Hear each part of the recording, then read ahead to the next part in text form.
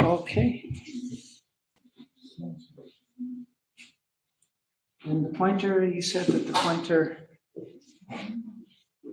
How does the pointer work? Oh, I see. Yeah, it's pointer. Okay, great, yeah, and right and left. You need Okay. just one swing. Yeah. Okay, dobry wieczór. It's really great to be here. My name's Scott Boyce, and I'm very grateful to the Lviv Travel Club for inviting me, to Volodymyr for organizing everything, and Marianne.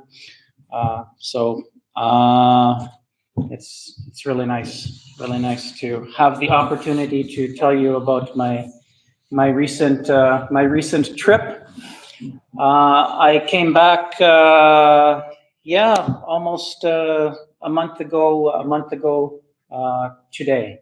So I was gone on my trip for a month, and now I've been back for a month, and now I'm starting to feel like normal again. So, and if you have any questions anytime, just ask me. Don't be shy. Just put up your hand or shout or something, because I will get tired if it's just me talking all the time. Okay. Okay. So I'll just give you a little bit of background about who I am. I'm from Canada. I was actually born in London. Some of you know me already. I was born in London, and but not London, England. I was born in London, Canada. And guess what river flows through London, Canada? The Thames. Yes. Yep. Yes, we have a Thames River. I was born near the Thames River, but in Canada. So I didn't live there for my whole childhood. When I was 9, almost 10,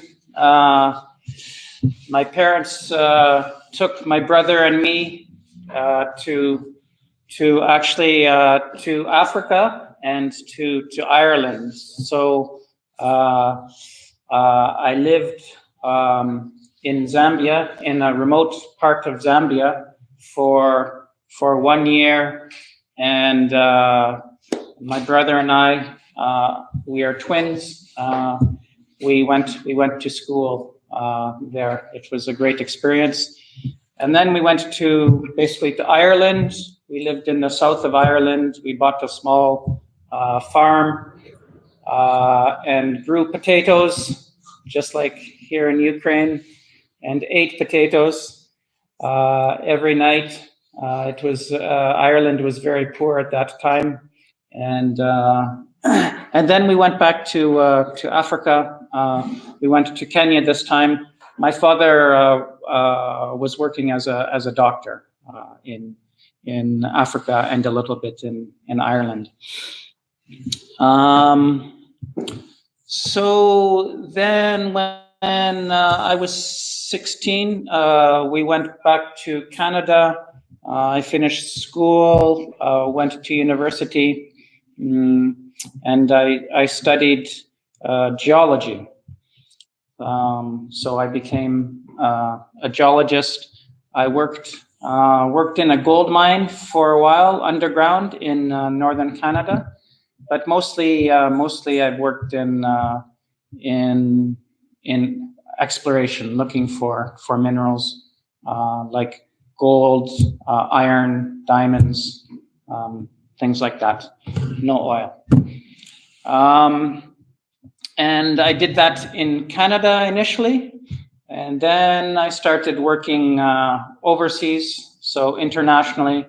I worked as a consultant for different companies I worked quite a bit in Turkey.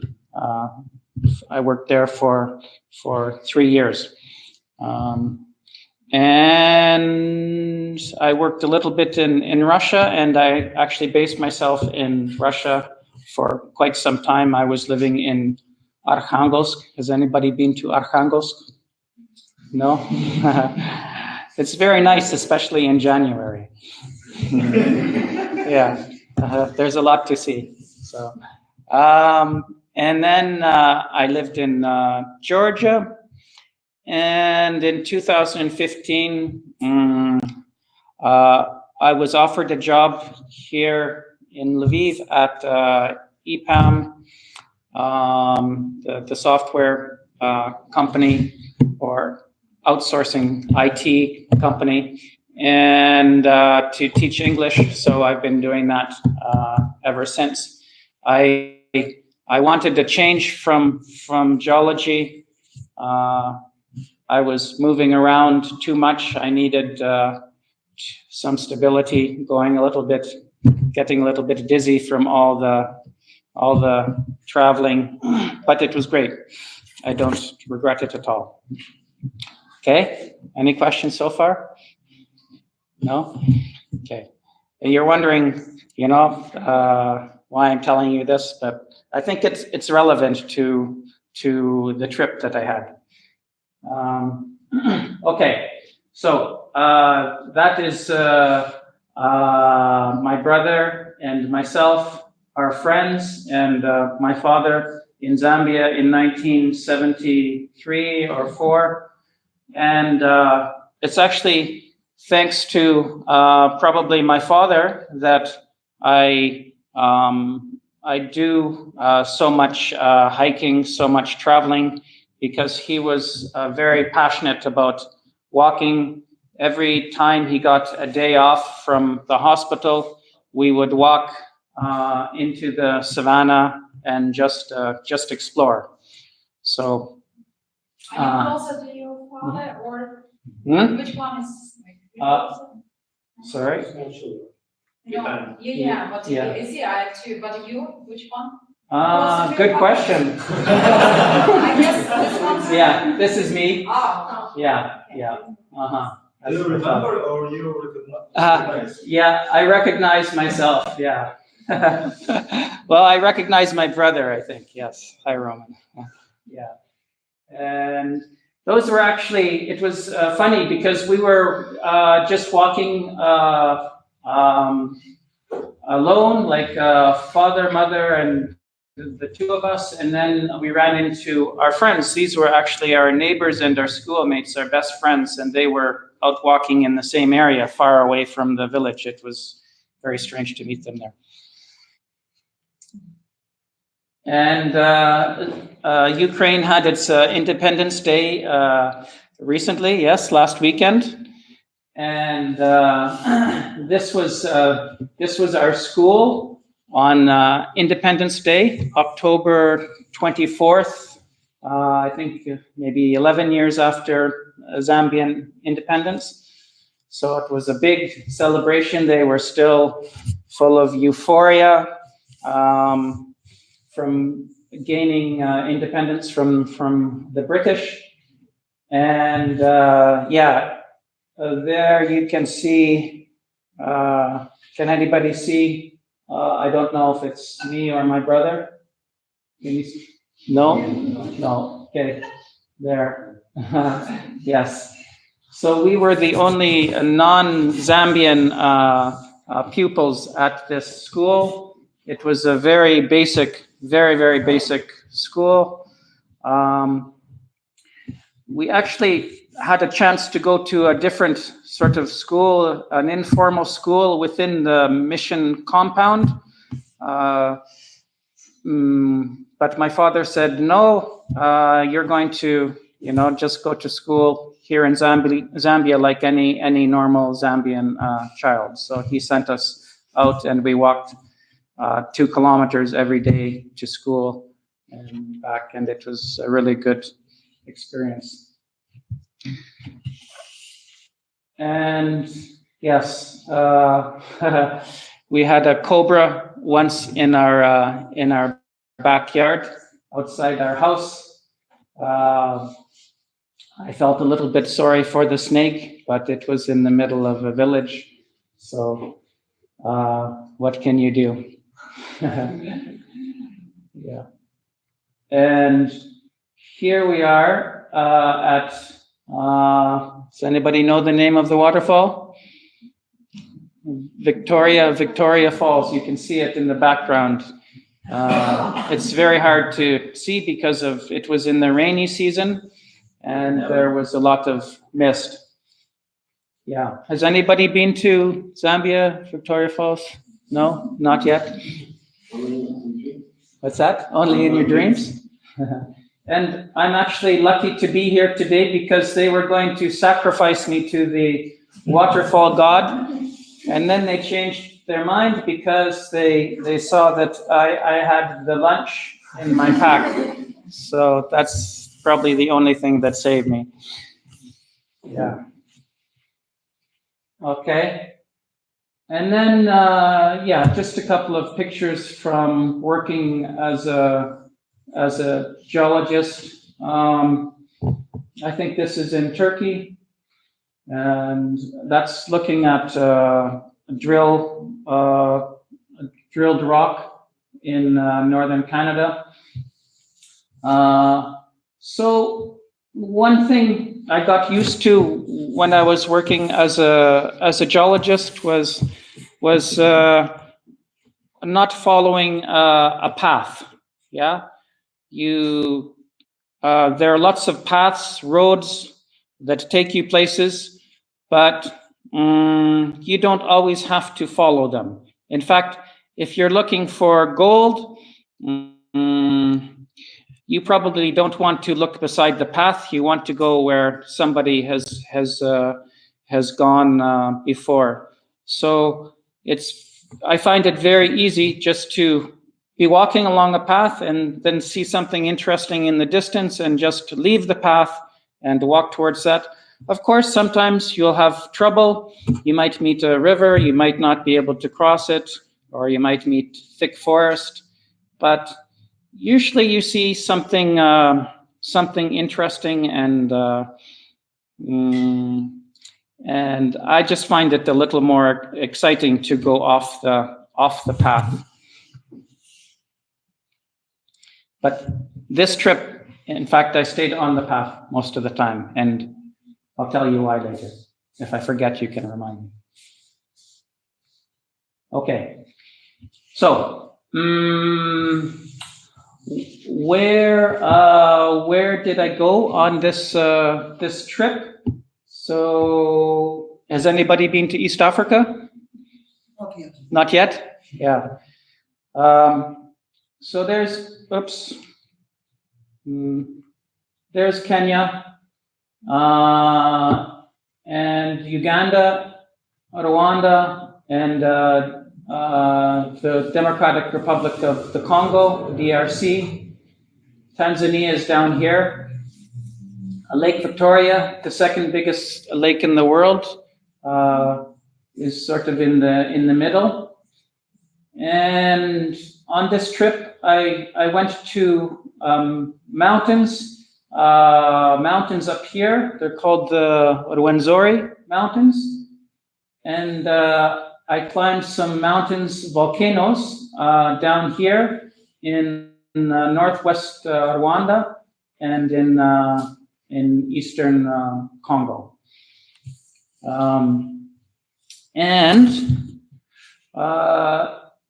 It wasn't my first time traveling in East Africa. In fact, I was there in 1987, and I traveled through Kenya. It was after university. I took 4 months. I went through Kenya, through Uganda, and I crossed this Lake Albert in a small boat, and to Congo, and went across the country to a place called Kisangani, which is a a city on the Congo River, and then I came back. Actually, I traveled down the river, then I traveled up the river. I took a plane from a place called Kindu to Goma, which is where I was this time. And then I went back into Uganda and back to Kenya. Okay. Questions? What was what? What was the goal? What was the purpose of this travel? To find myself. Yeah.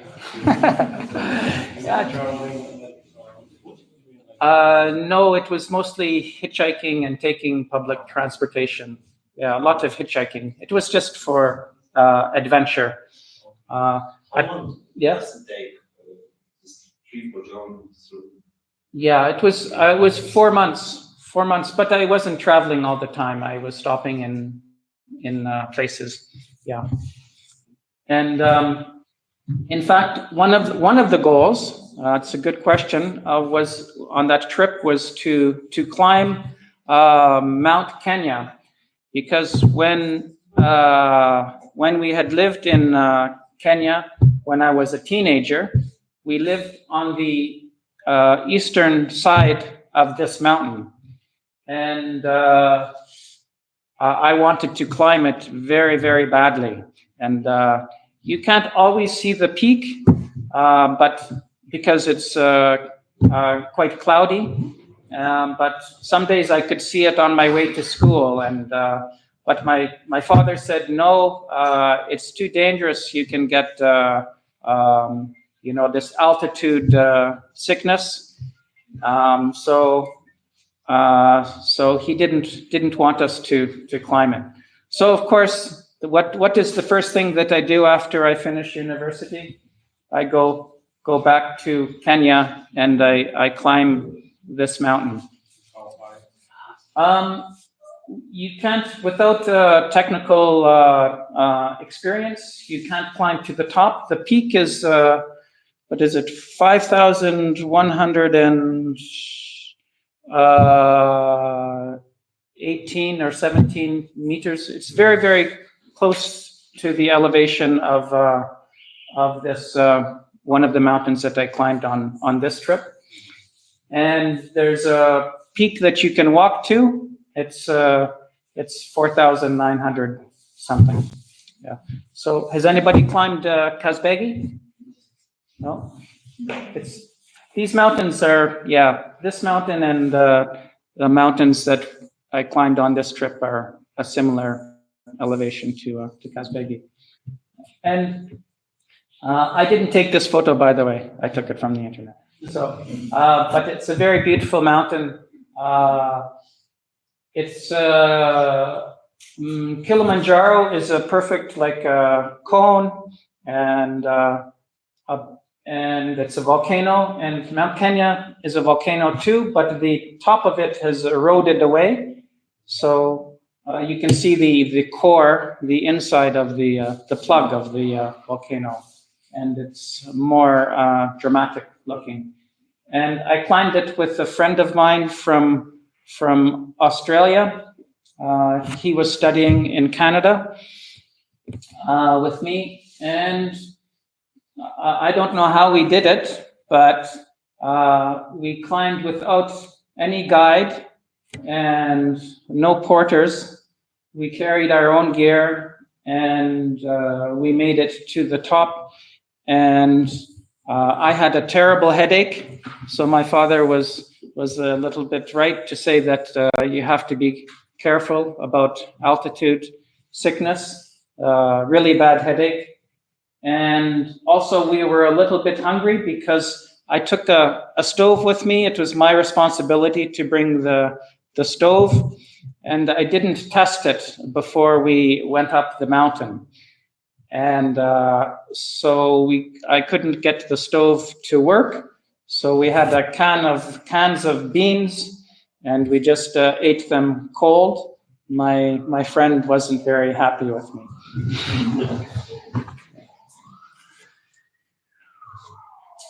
Okay, so Just say a few words about the Rift Valley. It's an amazing structure that goes from Egypt, basically the Red Sea. Some of you have been to Egypt, I'm sure. Yeah, okay. That's the start of the Rift Valley, and it goes all the way to almost to Mozambique, basically. And I've been to Africa. I didn't go after 1987 and my adventures on Mount Kenya and in Congo, which was called Zaire then. I didn't go back to Africa for about 25 years. And then recently I've started traveling back there, and I've been to Ethiopia twice. I went to this Afar Depression, and last year I did a trek in Zambia, so at the other end of the Rift Valley. And this year I went to these volcanoes, Nyiragongo and Karisimbi, which is not active. Nyiragongo is active and Karisimbi is extinct, and some non-volcanic mountains up here. And here's Mount Kenya here, Mount Kilimanjaro.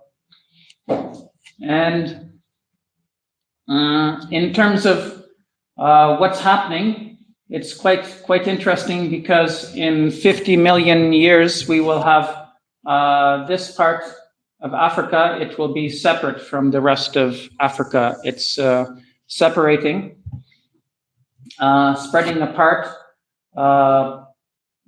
Basically, you have two plates that are pulling apart. They're going in separate directions, and because they're pulling apart, they're creating weaknesses in the crust, in the surface, and lava can travel up here and create volcanoes. But before the volcanoes form, before that happens, you actually have these block mountains, which are not volcanic. They're just lifted up because of the stretching of the earth and the pushing up of the magmatic of the lava, you could say, underneath. So on this trip, I spent time in these block mountains with crystalline rocks, not volcanic rocks, and in volcanic rocks. And I was surprised, because I thought, before I used to think that these were all volcanoes, but they're not. So it was interesting to see both environments. Questions? Okay.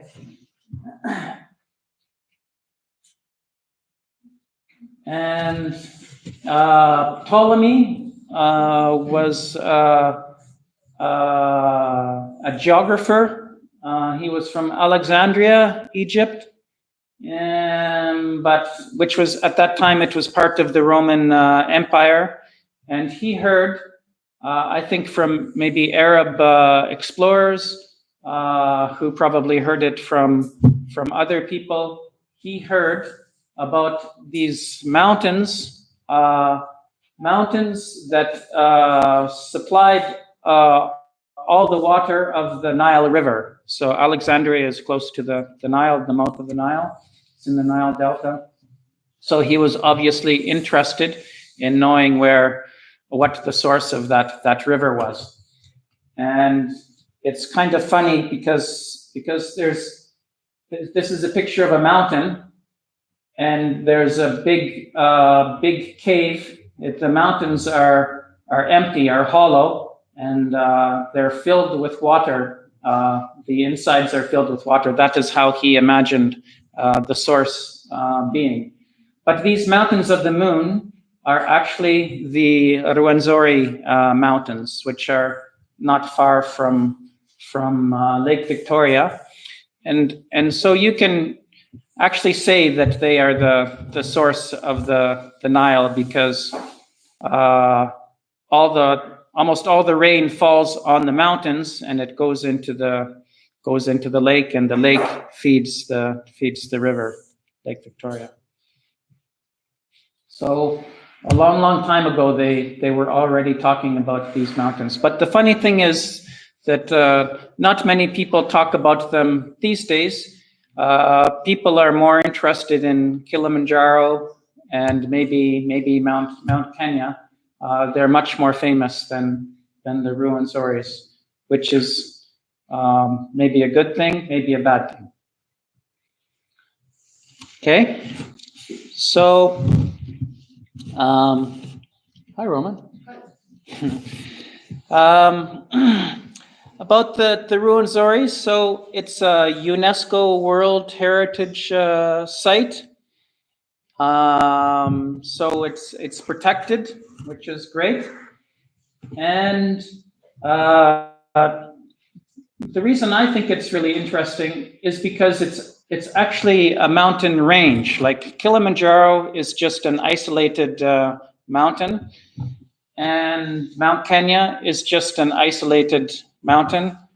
But the Ruwenzoris are arranged. They include six mountains, and yeah, with peaks probably between 4,500 and 5,100. And yeah, the third highest mountain, Mount Stanley, is there, and it's just I think 9 meters lower than Mount Kenya, so it's basically the same elevation as Mount Kenya. And there are glaciers there. And Mount Stanley, yeah. The mountains have very strange names. There's Stanley, Speak, Gessie, Baker, Savoia, Di Savoia, and I can't remember the last one. And they're names mostly of explorers. Stanley, has anybody heard of Henry Morton Stanley? No? He was an American, oh yeah, you have, somebody has, yeah. He was an American journalist who went to Africa in the late 1800s. He was looking for a British explorer named David Livingstone, who was a missionary as well as an explorer. And he had been gone for a long, long time.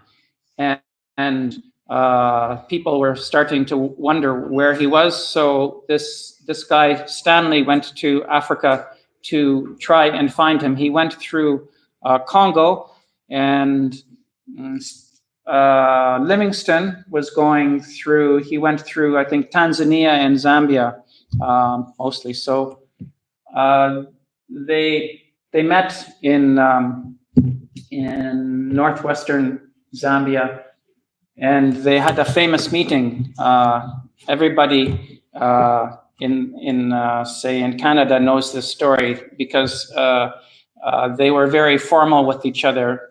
Stanley went up to Livingstone. You know, neither one of them had seen a white person for months and months and months and months and months.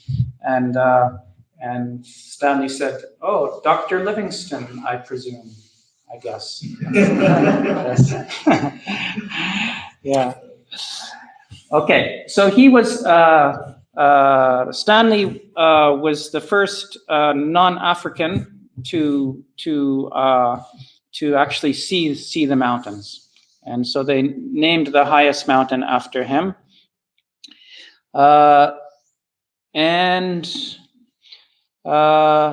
I asked the guides that I was with why they didn't have their own names, why the local people didn't have their own names for the mountains. This Ruwenzori is, of course, a local word. It means, I think, a lot of rain. And they said because they never went up into the mountains, they were a little bit nervous about going there because it was cold and wet, and they had some religious beliefs. They believed that there was a God, their God was living up there, so they didn't want to, to categorize the area too carefully. So they just had a general name for the mountains. And so that's why these mountains have English, basically, well, I guess, English European names. And it was climbed for the first time in 1906, as you can see, by an Italian duke and some British people, I think. And yeah, a lot of rain, 2.5 meters a year. And it's also very interesting because you go through different vegetation zones as you climb. So it's not just getting to the peak. It's there's a lot to see as you are climbing. Unfortunately, the glaciers up there, I think there used to be when they climbed it in 1906, there were 48 glaciers, and in 2005 there were 23, and now I'm not sure how many there are. Probably only 10 or so, and they're getting smaller and smaller and smaller.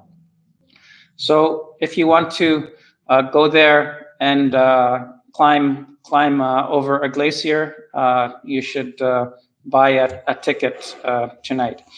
Yeah.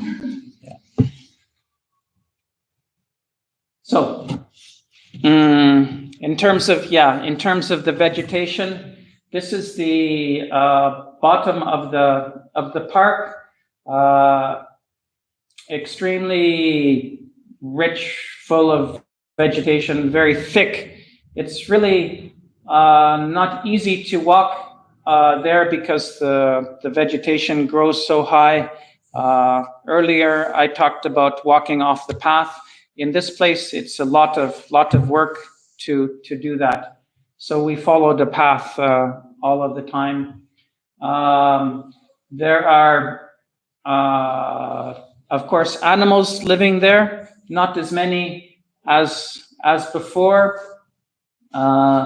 There's been a lot of conflict in the region, I'm sure you've heard, and poachers, people hunting the animals. So we didn't see that many animals, but there are monkeys, colobus monkeys, there are chimpanzees, no gorillas in this part, but there are in some other parts. Some elephants, buffalo, but we didn't see a lot of wildlife. We saw some baboons. I have a picture later. So very, very green. And then at 2,500 meters, you enter the bamboo forest. Very interesting to walk through. Again, very thick. So it's nice to have a path to follow. Buffalo like to live in bamboo, and some monkeys, but we didn't see buffalo. And then after 3,000 meters, it gets really strange. You have a lot of moss, and you have these trees. These trees here, and here I think they can grow very high, but there's just sort of like bushes. They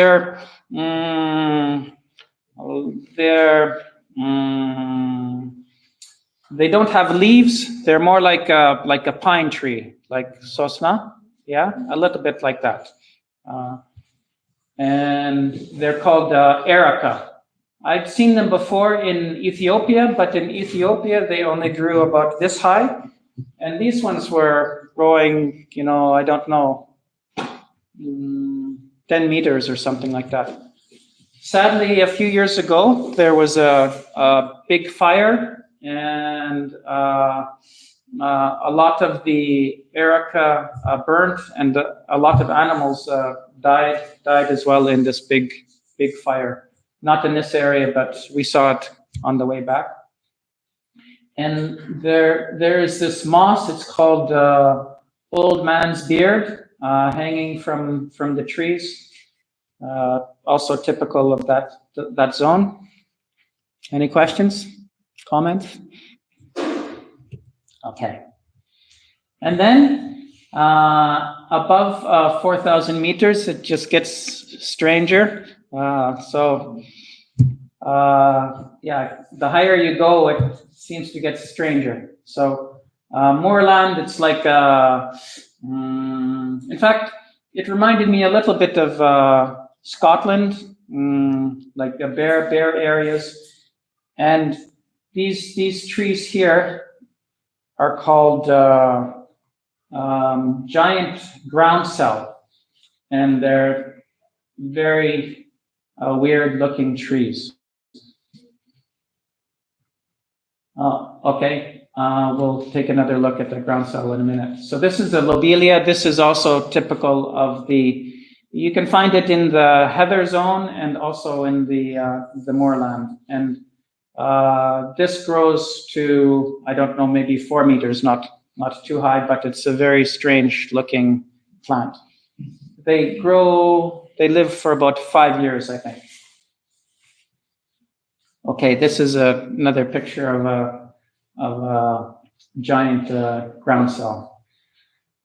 Yeah, very, very strange. And these trees or plants, they only grow in Africa at a certain elevation, and most parts of Africa are much lower, so you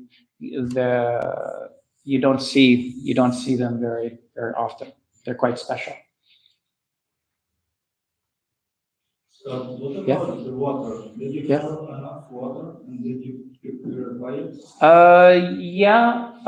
Water wasn't a big problem. So there's a lot of water on the mountain, a lot of streams, and you could drink mostly out of the streams.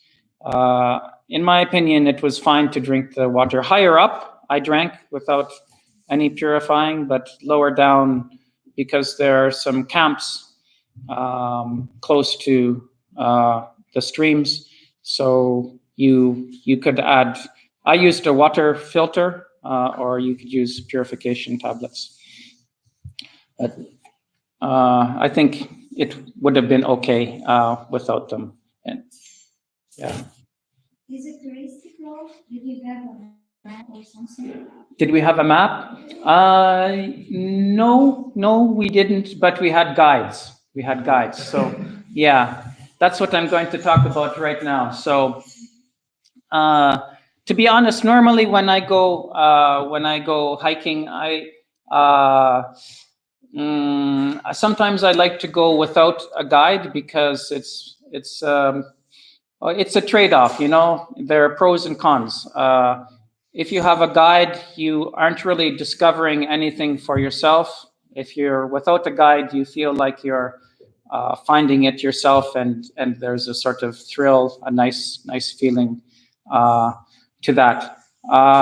Here, because this area is a park, a big park, it's not possible. You're not allowed to walk in it without a guide. And it's sort of split between two companies. They're private companies, and they offer these trekking services.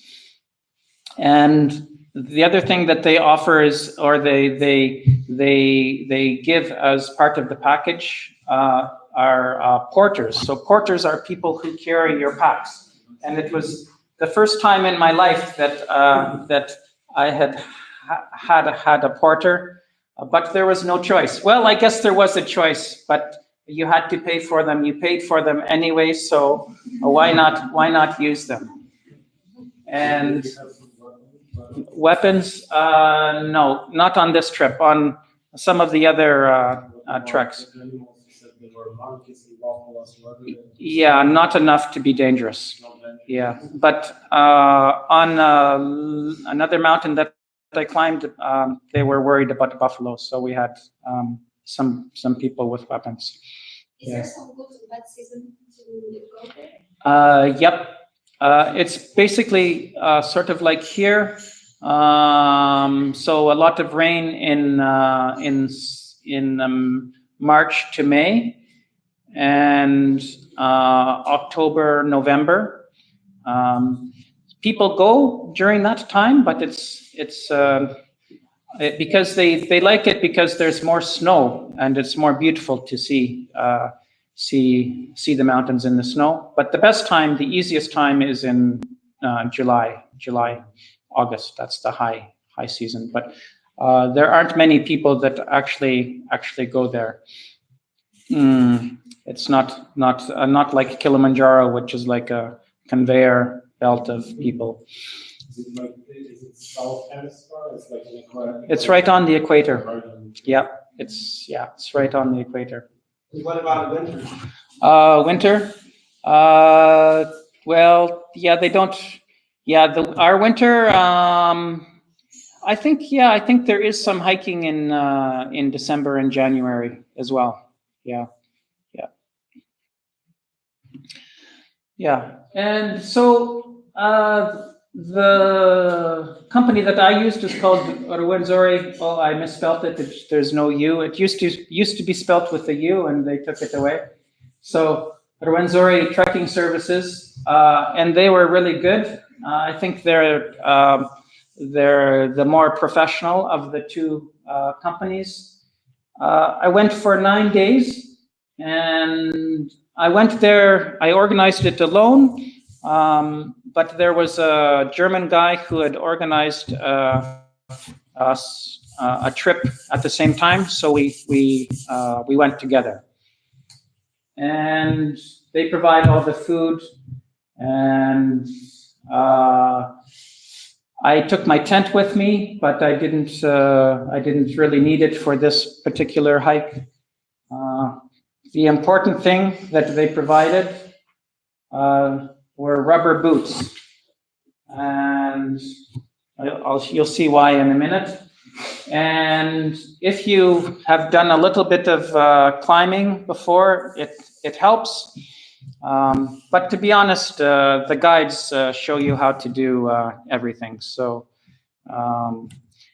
it's not totally necessary. I just practiced 5 days at the climbing wall here in Sport Life. That was really basically the only technical climbing experience I had. It was enough. Okay, and that's one of the camps in the heart of the mountains. Quite comfortable. So some metal zinc roofing, and others with just canvas roofing. Pretty comfortable. So it's almost not a camp; it's like a village. It was nice at the end of the day to come to a place like this and have something warm and dry. I'm glad that I didn't have to use my tent every night, because it was hard to find flat areas to actually put your tent. There was so much vegetation and it was so wet that it was hard to find camping places. We did camp one night. Sorry, Scott, what they use for the fire? Yeah, they used wood. So from those erica trees, from the heather zone, and because there was a fire there a few years ago, there was a lot of dry wood available. What was the road? How many kilometers? How many kilometers? Yeah, there's a map here. So this is 10 kilometers, not very far. It's about 20 kilometers to the second mountain, and then 20 kilometers back. But the thing is that it wasn't easy to walk. So yes, that's so we could only walk. I don't know. In the lower areas where there was a lot of mud, we could only walk, I don't know, maybe 8 kilometers a day or something like that. When we climbed the two mountains, when we did the ascents, we did a lot of walking on those days. But so altogether, I don't know, maybe 40 kilometers. It's not a big area. So yeah, mud, and even though it was the non-rainy season, it can rain anytime. And here it's actually snowing. It's a wet snow here. It was kind of cold and not very pleasant. So not many people really want to. I think not many people have heard about these mountains, and not many people really want to go there, because the ones that have heard about it, it's a lot of work to go. You have to walk through a lot of mud to get to the actual really beautiful landscape. Have you met any other tourists on the way? Yeah, down below we met a few, and up top. So when we are in the moorland area outside of the forest, in the main forest, we met some other tourists. Not a lot, like maybe 10, and then up here for, I don't know, 6 days. 6 days we met four other hikers. So pretty empty. This was one group of 4 hikers? No, they were all separate. They were all hiking alone. Yeah. Mm-hmm. And all these green dots? Yeah. The green. Yeah, those are the camps. Yeah. So there's a hostel down at the bottom. A very nice place to stay. You can rent rooms, or if you have a tent, you can camp there. And that's the base camp. And there's a road that goes there from a town called Kasese, and then there's another. Okay, Kasese is basically a city, and then there's another town called Kilembe, and Kilembe was actually a copper mine. They were mining copper there for several years, a Canadian company, coincidentally, and then it closed because it wasn't economic. And then a Chinese company wanted to open it again, and they got the permits, and then they started doing something. And the Ugandan government took away their permits because apparently they were not being environmentally responsible. So the mine is not operating now. So those are the huts. Yeah, we didn't stay in every camp. I think maybe we passed one of these, and we basically we went up like this and down like that, and we did a loop. We came back a different way, which was nice. And there are some nice waterfalls along the way. Okay, so starting off from the hostel, it's like 200 meters away from here, where we stayed. And so I'll just show you some pictures of the walking. This is already in the It's in the heather zone. You can see the erica bushes here. Beautiful landscape and some lakes.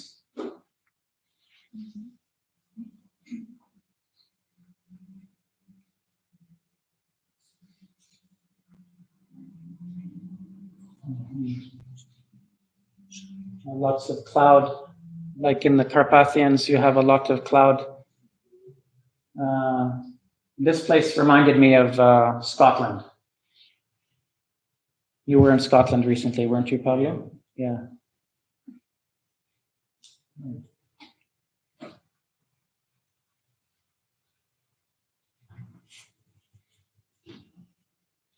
And that's one of the porters. There were several of them, and they worked very hard. It wasn't easy. If you can imagine walking in mud and carrying 25 kilos on your back. Very strong guys. And they don't make a lot of money, but it's very difficult to find work in Uganda. So I think most of them are quite happy to be doing this.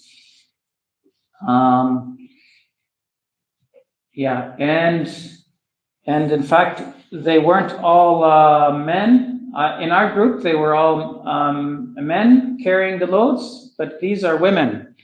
And they were working for, they were escorting some other hikers, some other tourists. They were coming back. They didn't always stay. They kind of walked separately, and people would meet them in the evening in the camps.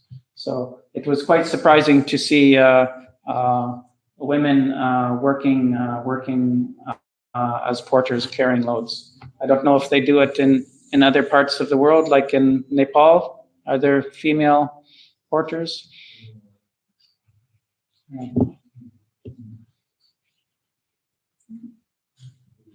This is Mount Baker. We didn't climb this one.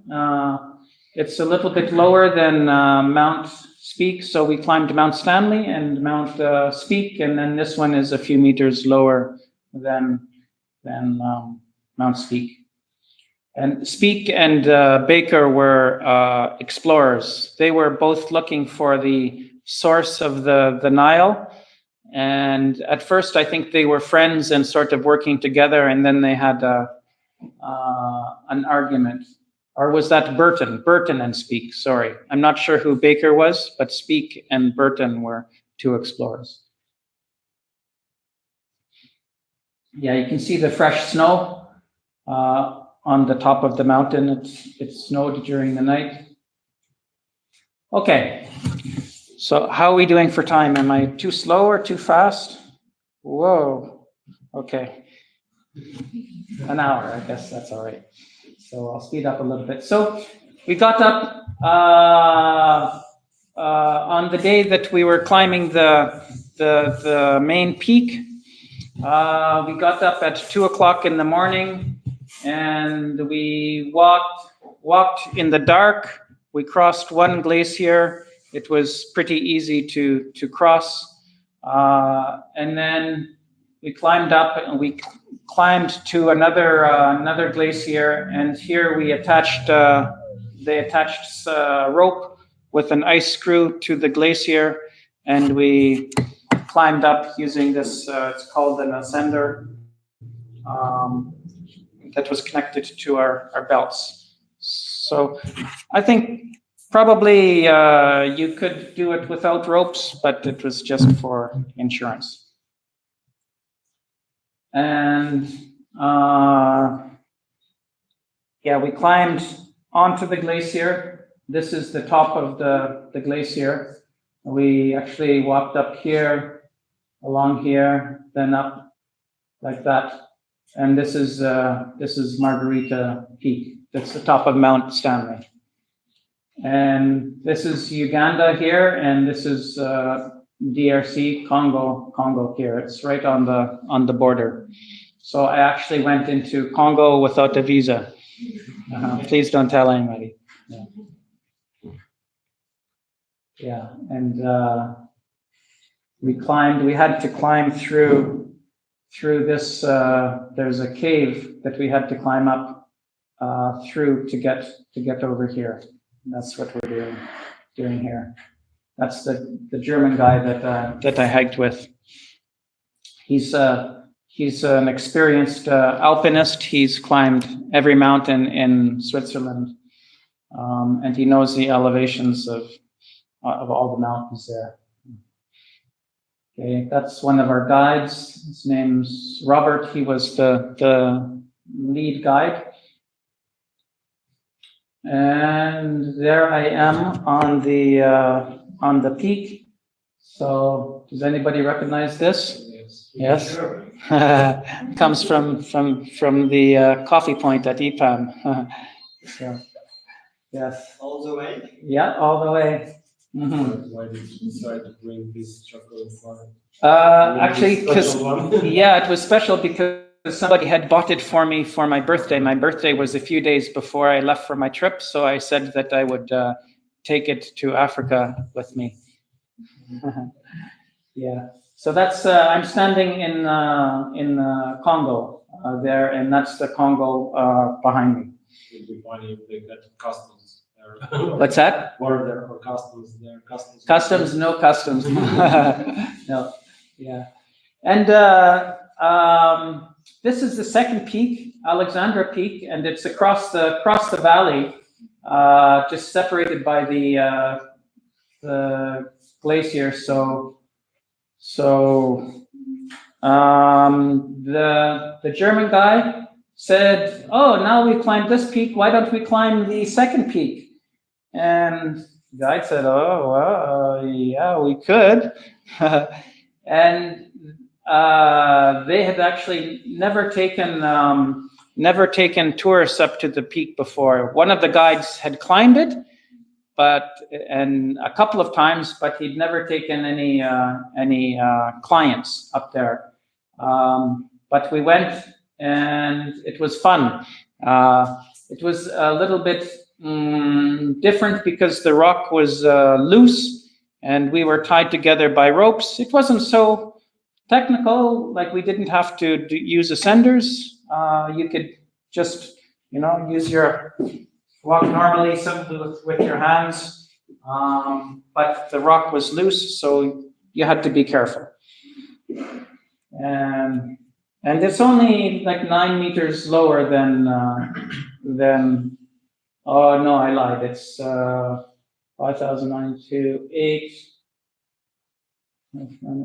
17 meters lower than the other peak.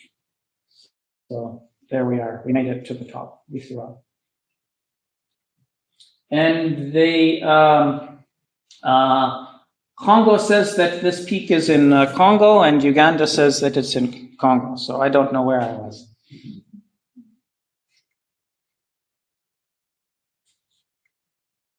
And then, so we climbed those two peaks, and we got back to our camp at like 1 o'clock. So we woke up at 2, we started walking at 3, we got back at 1 o'clock in the afternoon. Then we were supposed to climb another mountain, this mountain, Mount Speak. And we rested for an hour and a half, and then we walked for, 3 hours, maybe 4 hours, and camped. Oh yeah, I missed one photo back here. Yeah, we camped here.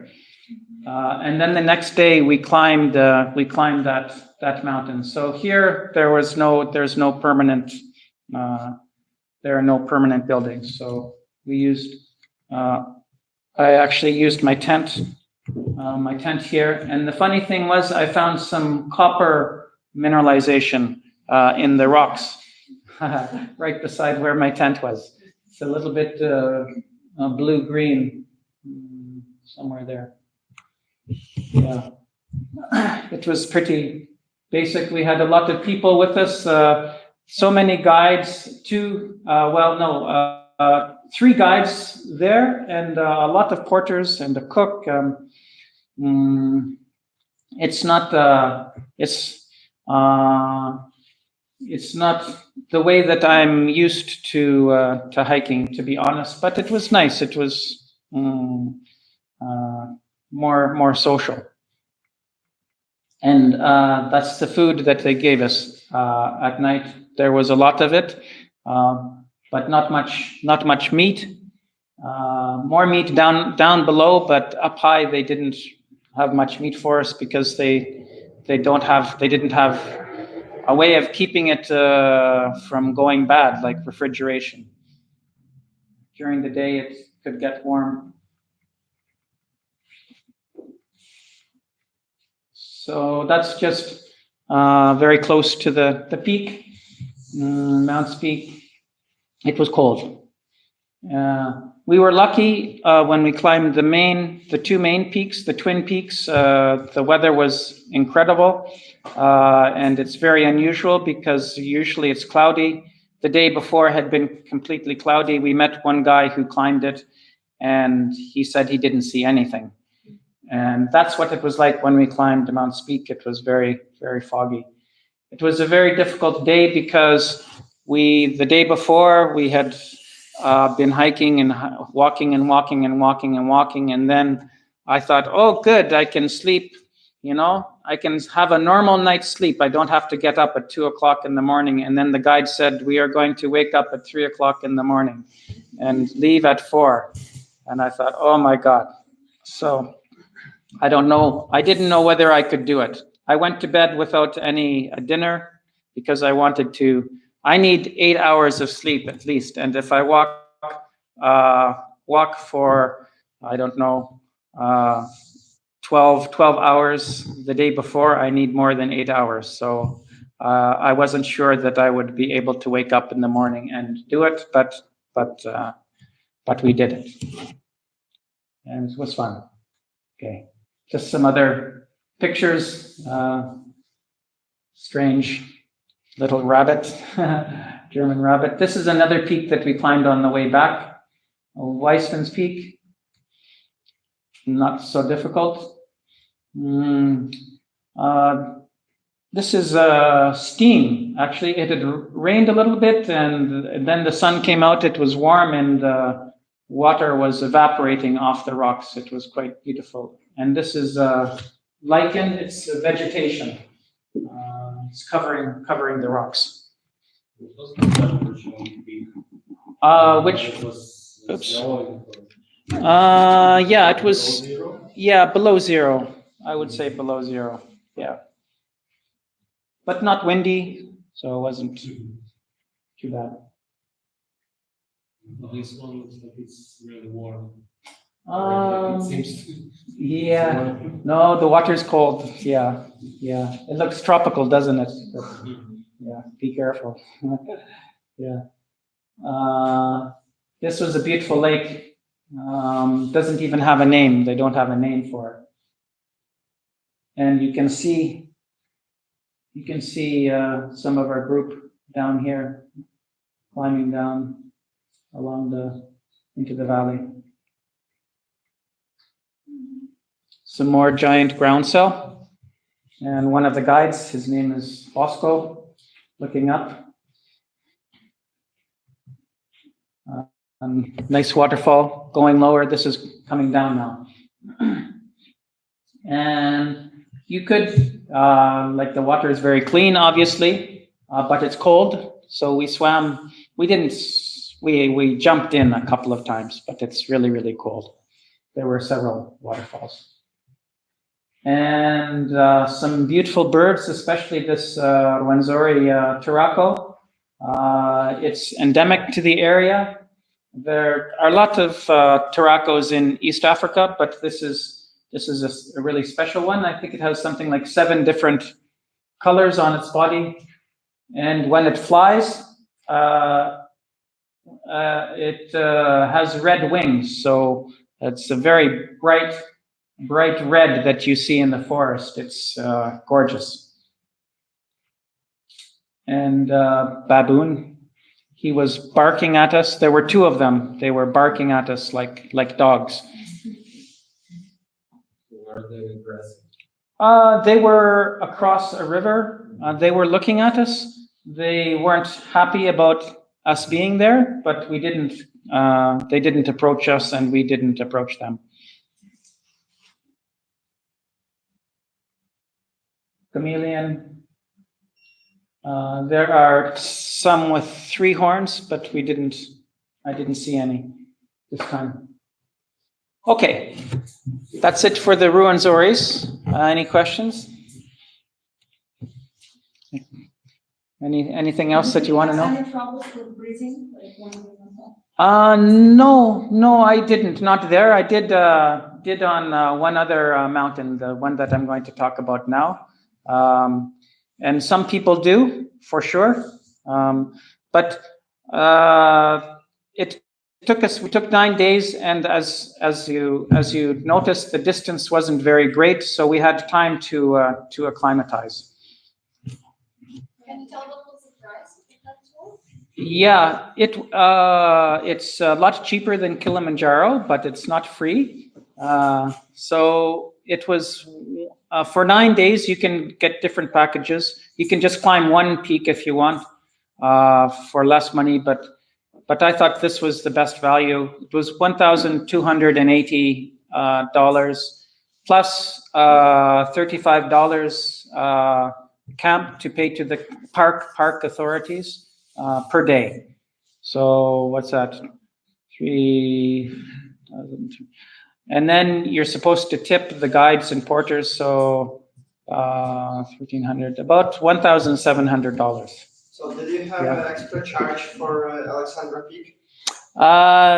Yes, they said, okay, we want $30 extra. Yeah, for that. Yeah. Mm-hmm. Good question. Yeah. So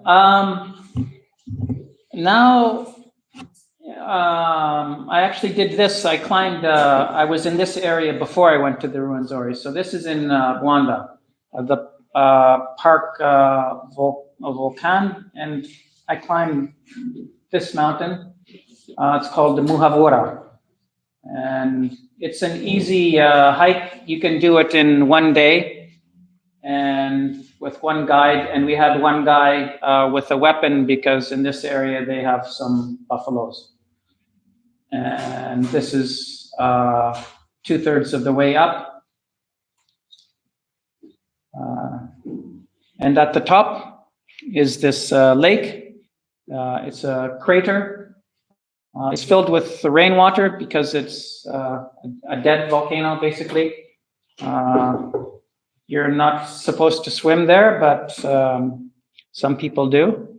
I won't mention any names. So, yeah. And this was one guy that I climbed with, and I'm just showing this because it's important to have good boots when you climb. These boots, his shoes were normal shoes when he started climbing, and then by the end of the day, they were like that. So it's good to have. Does it have a smell of sulfur there? Does it have a smell of sulfur there? No, because they're extinct. No sulfur. Yeah. Thank you. Yeah. Okay. And that was in Uganda, but they're basically the same mountains along the border. There's Congo, Rwanda, and Uganda. And now I'm climbing a mountain called Karasimbi. And this mountain over here is called the Soke. It's quite famous because there are a lot of gorillas that live there. And a lot of people go there to see the gorillas. I didn't go to see gorillas. I didn't have enough money to to climb the Ruwenzori's and see gorillas because you pay, you know, a $1,000 or $2,000 if you just to see them. So it's quite expensive. I had to make a choice. What was more important for me, mountains or gorillas? I did hear one beat his chest, but that was it. And maybe has anybody heard of Diane Fossey? There's a movie called Gorillas in the Mist starring Sigourney Weaver. It was made in 1988, and this woman, Diane Fossey, she worked in this area on the slopes of this mountain, which is called Wysokie. It's not that high, but it's called Wysokie. And she was studying the gorillas, and she had conflict with the local people who were hunting the gorillas, and she was actually killed by them eventually. And now there's a foundation in her name for protecting the gorillas. Is it a Belgian colony? Congo was. Rwanda was a French colony. Yeah. Mm-hmm. So this is climbing another mountain, Karasimbi. And in this mountain, it was strange. I climbed it alone, but we had 9 soldiers with us. And partly because it was for animals and also for security, because it's Rwanda and Congo don't have a very good relationship. And I'm sure you've heard of the Rwandan genocide. A lot of the people that committed the crimes, they ran away into Congo, and they're still there creating problems. And there was a sort of a big African war that was in this area in 2004, I think. Anyhow, they're very security conscious. And so I climbed this mountain alone, and there were nine soldiers with us. But if there were 10 people in the group, it would still be nine soldiers. They say it's always 9 for some reason. This is not one of the mountains that I climbed. It's very difficult to climb. It's called Mountain Makino. It's in Congo, but very beautiful. And this is the top of Karasimbi with my guide. Yeah. So you were like a president. What's that? You were like a president. President? Yeah. Oh, with an escort of soldiers. I don't know. It was a little bit strange. And I actually had, there was one point I had some trouble breathing when I was climbing this mountain. It was the first mountain that I climbed on the trip. And I was carrying my own pack. I didn't have a porter for this one. And only at like 3,500 meters, it was very hard for some reason. And these attacks, they come without warning. You can't predict them. And so I had 4 soldiers behind me. They were walking behind me, and I could walk like 5 steps, and then I had to stop, and they would stand there and wait for me, and I would walk 5 more steps. It was embarrassing. Yeah, but then the next day I was fine, and I climbed much higher, and no problems with breathing. Okay, so the last mountain that I climbed was in Congo, and very sort of impressive experience. Has anybody seen this movie, Virunga? No? I recommend it. It's really good. And it was filmed in 2014. It's a relatively new movie, and it's a documentary about Virunga Park and trying to protect the gorillas in the park during during fighting. Actually, there was, in 2003 and 4 there was fighting, and then 2014 there was more fighting with the local group of rebels. Really good. When I watched it, I had actually no idea that I would go to this place, but then I ended up going there. And just more climbing with an escort there. This time there was a big group of us, and they were mostly aid workers based in Congo and near Congo in Rwanda, and they had a weekend off. I went on the weekend, and so these aid workers, they had some time and they decided to climb the volcano as well. Do you need to book a bit ahead, or you can just walk in the day? You have to do it ahead because you need to get a visa for Congo, and it takes a couple of weeks to process. And you can only do it through the park authorities. It's quite well developed, quite well organized, but it's a little bit expensive. It's about $350. What was it? 300? Can't remember now. $350 to climb, and then $100 or something for the visa, and you have to book in advance.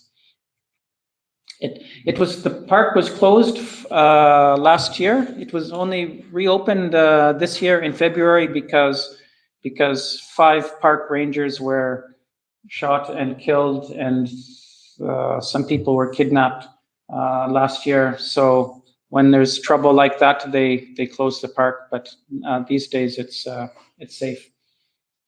So we climbed to the edge of the crater. The crater is quite big. It's 2 kilometers across. During the day, it doesn't look okay. It looks special, but it looks even more special at night. And it's a very magical experience to sit there. And we sat on the edge of the main crater and look at the main crater, the active part. So take some more. Yeah. The heat from this distance? No, we didn't feel the heat. No. We could hear like a sound like thunder occasionally, because there were things happening in there, and the lava has actually. You can't see the lava in there. You can just see the light from the lava, because it's always changing. Sometimes it's higher, sometimes it's lower. Yeah. So 2 kilometers for main crater? What's that? 2 kilometers for main crater? Yeah, for the main crater. And maybe 200 meters. So this main crater here across is a 2.1, something like that. And this is maybe, I don't know, 200 meters. Yeah. And it erupted.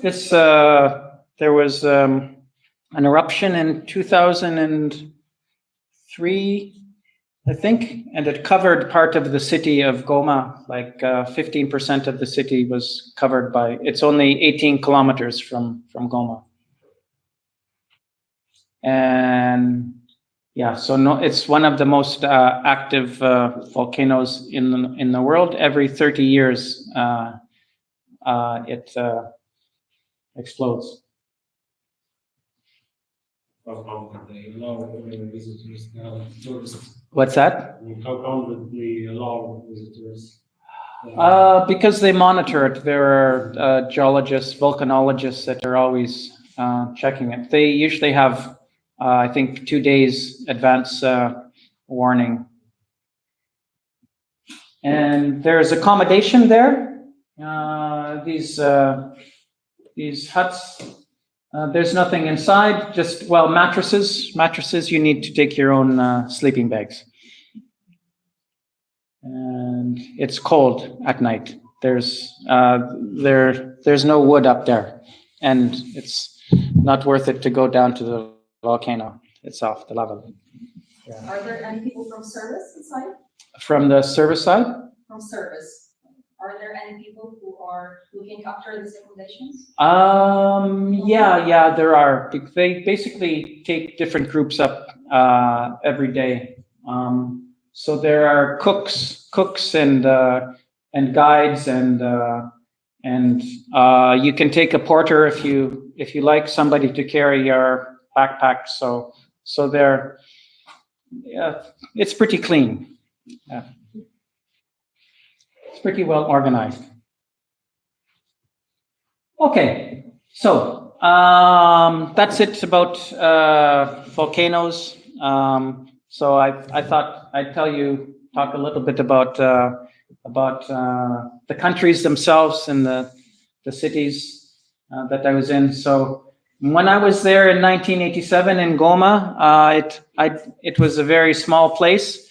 It's become much bigger because of the conflicts. There are many refugees living there. But I remembered when I was in this area, I remembered these bicycles. There were a lot of them around, and they still use them. I think they say that this is the only city in the world that uses these wooden bicycles. They mostly use them for carrying things like big loads. And they also have these, nowadays, they have motorbikes. They're called boda-bodas. They're like taxis. So those are probably more common than these wooden bicycles here. Typical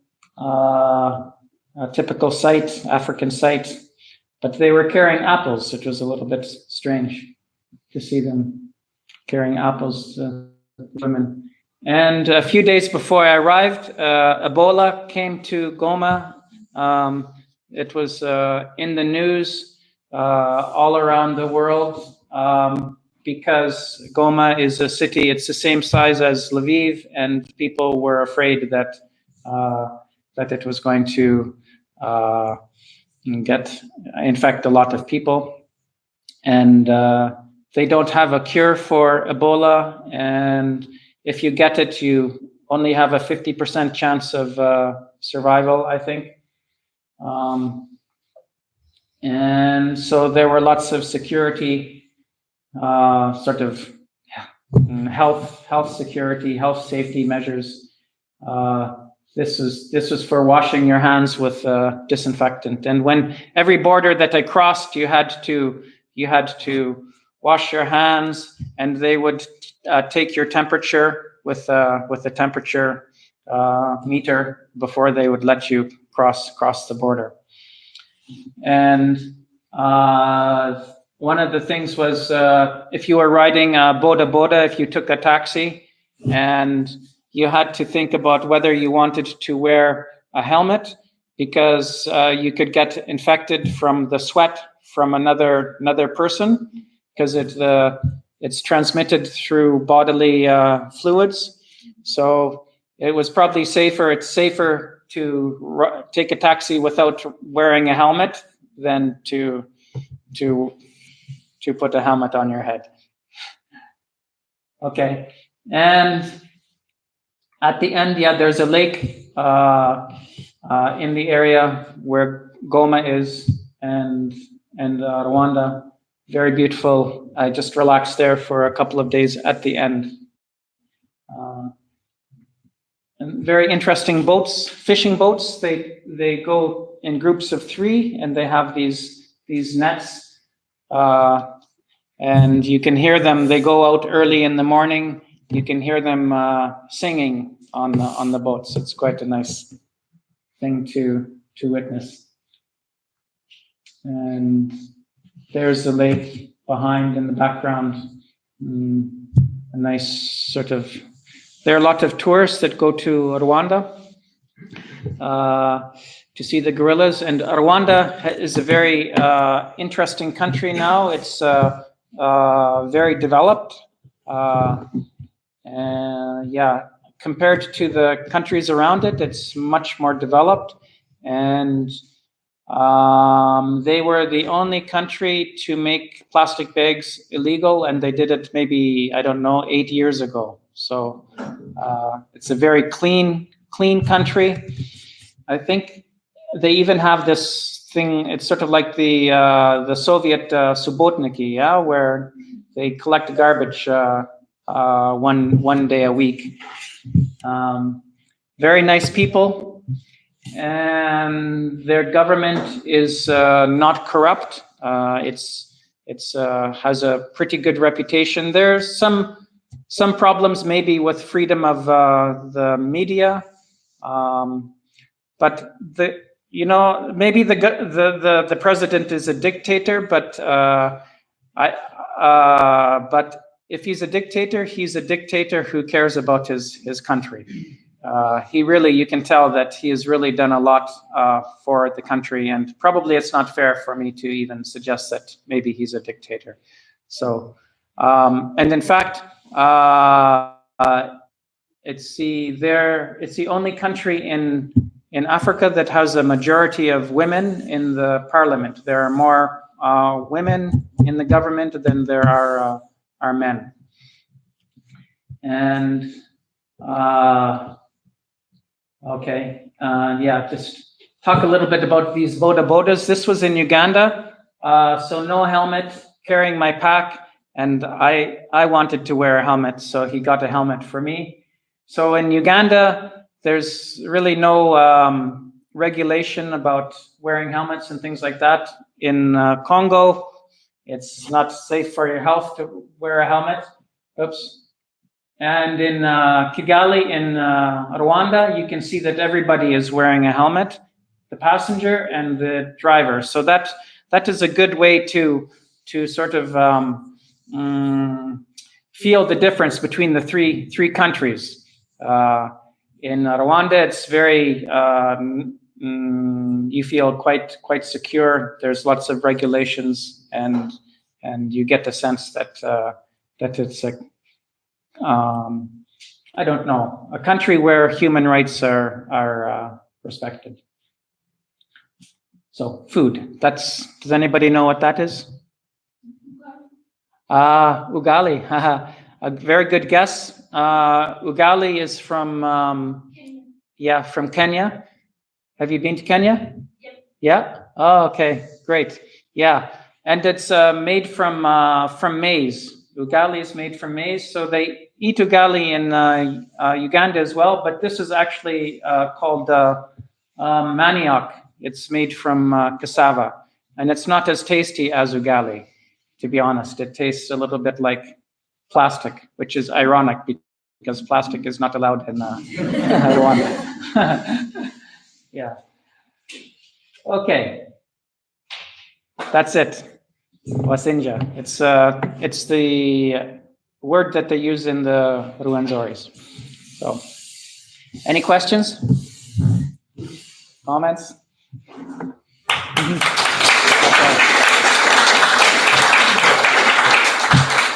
Okay. Thank you. Wasinja. Дякую. Yeah.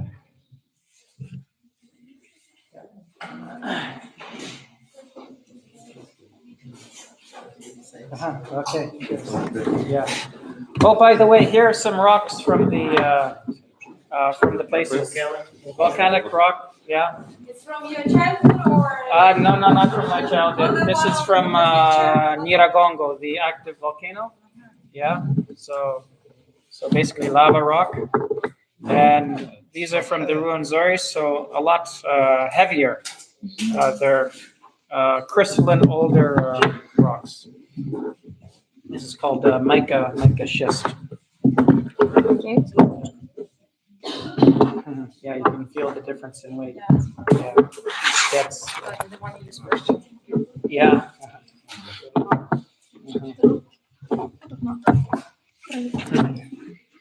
These are actually called